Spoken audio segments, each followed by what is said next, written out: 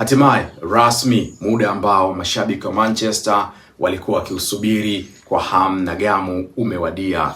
Baada ya mapumziko ya majira ya joto, wachezaji wa United rasmi leo hii wanarejea Carrington kuanza maandalizi ya msimu mpya wa 2026-2027. Lakini ukweli ni huu, msimu mpya huwa hauanzi pale Old Trafford, hauanzi kwenye mechi ya kwanza ya ligi. Msimu mpya huwa unaanzia Carrington kwenye maandalizi yote, na hapa ndipo makocha hujenga mfumo. Hapa ndipo baadhi ya nyota hupigania nafasi zao kwenye kikosi cha kwanza, na hapa ndipo ndoto za vijana huwa zinaibuliwa na kutimia. Lakini hapa ndipo sehemu ambapo ndoto nyingine huwa zinakufa kabisa.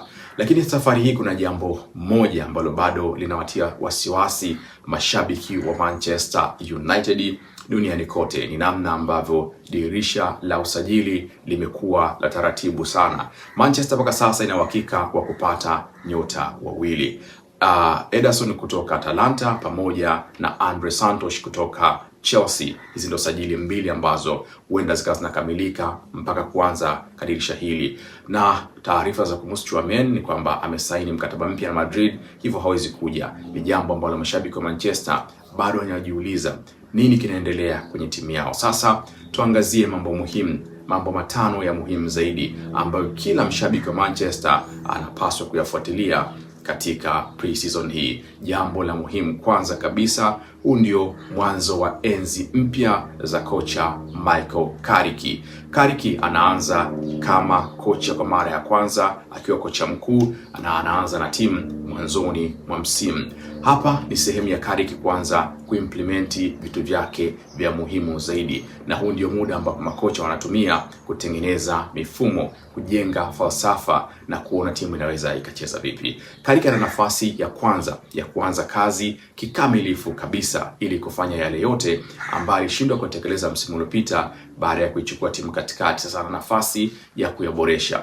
Swali litakuwa ni kwamba Manchester inataka icheze vipi? Aina gani ya mpira? Je, itakuwa ni timu ya kumiliki mpira kwa kiasi kikubwa? Je, itakuwa ni timu ya kushambulia kwa kasi kiasi gani? Itakuwa timu ambayo ina press kuanzia juu, ama itakuwa na mfumo gani wa mpira ambao itakwenda kucheza? Majibu ya maswali haya yataonekana kwenye mechi ya kwanza ya ligi na kuendelea, na haya yote yanaanzia rasmi leo hii pale Carrington, kwa sababu mfumo haujengwi kwenye uwanja wa mechi. Mifumo inajengwa kwenye viwanja vya mazoezi, ambako Carrick atakuwa na jukumu kubwa yeye kama kocha mkuu kwa sasa kuhakikisha mambo yote yanakwenda vizuri. Mashabiki huziona dakika 90 za mchezo uwanjani, lakini makocha hujenga ushindi katika dakika nyingi za mazoezini. Jambo la pili la muhimu zaidi ni jambo la usajili. Usajili bado imeonekana ni changamoto. Mashabiki walitarajia Manchester wao wamekamilisha sajili kadhaa kabla ya kuanza kwa pre-season, lakini imekuwa tofauti. Ni Santos pamoja na Ederson ndio sajili ambazo huenda zikawa zinaanza pre-season na Manchester United, lakini mtu kama Ederson hawezi kujiunga na Manchester mpaka vipimo vya afya, na alikuwa kwenye World Cup, kwa atapata muda wa kupumzika zaidi. Bado Manchester inahitaji kujiboresha kwenye eneo la kiungo, kupata mshambuliaji mwingine wa kumsaidia Shesko upande wa kushoto, backup ya goalkeeper, na eneo la kiungo likiwa eneo mama zaidi, huku majina ambayo tulitarajia angeweza kuja imeshindikana kuja. Majina yalitawala sana kwenye vyombo vya habari, lakini bahati sivyo bahati hawajaweza kusajiliwa. Sasa Manchester inapaswa kuendelea kupambana katika dirisha hili, kutafuta nyota wengine wa kuja kuiboresha. Kadri siku zinazozidi kwenda, ndivyo ambavyo pressure inaongezeka kwa kocha Michael Carrick, pressure inaongezeka kwa mashabiki, lakini hata kwa wamiliki. Mashabiki hawahesabu tetesi ngapi zimezungumzwa, bali mashabiki wanataka kuona ni wachezaji wangapi wanavaa uzi wa Manchester kuelekea season ijayo. Jambo namba 3 ni kuhusu pre-season. Sio pre-season ya kirafiki.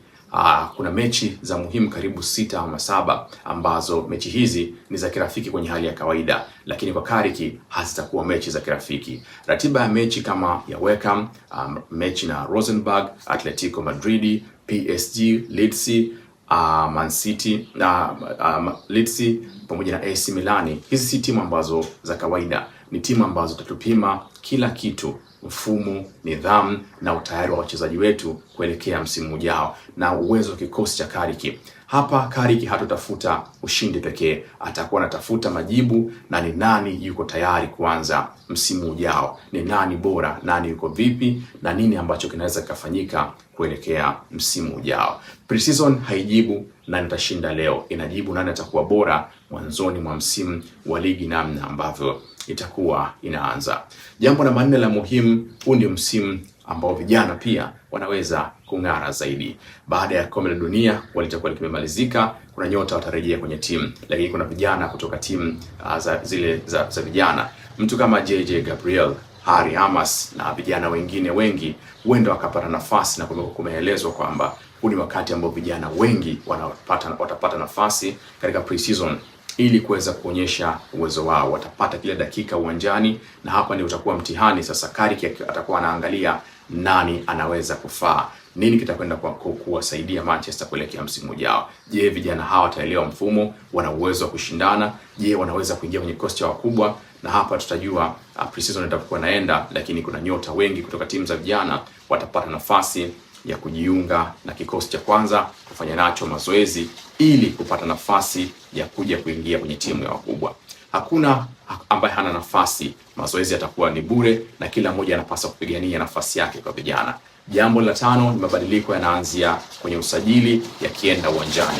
Wakati Manchester mpaka sasa imeshindwa kusajili, bado dirisha liko wazi. Hivyo tunatarajia kuona United wakiendelea kupambana kuanzia kwenye usajili na kuleta mentality ambayo kwenda uwanjani kama ilivyokuwa msimu uliopita ambapo walisajiliwa mtu kama Cunha, Mbeumo ambao waliweza kusaidia Manchester kwa kiasi kikubwa.